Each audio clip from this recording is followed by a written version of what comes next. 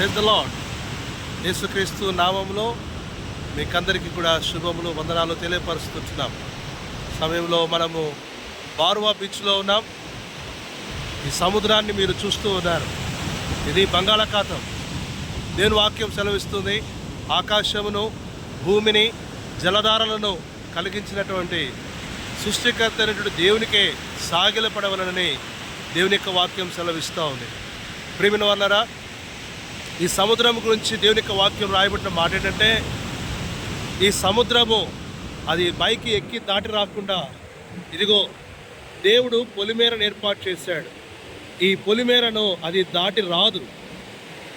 పిల్లరా, దేవుని వాక్యం సెలవిస్తూ ఉంది, ఇంతటి మహాసముద్రము ఎక్కి రాకుండా ఉండే నిమిత్తము దేవుడు ఇసుకను పొలిమేరగా ఏర్పాటు చేసినప్పుడు దేవుడు అంటున్న మాట, నాకు మీరు భయపడరా అంటూ ఉన్నాడు.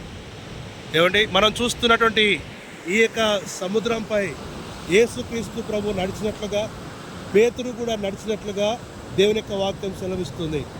మనం చూస్తున్నటువంటి ఈ సముద్రమునే యెహోవా దేవుడు నాడు ఇశ్రాయేలు కొరకు ఈ సముద్రాన్ని 2 పాయలుగా చేసి ఆరిన నేల మీద దేవుడు తన ప్రజలు నడిపించినాడు.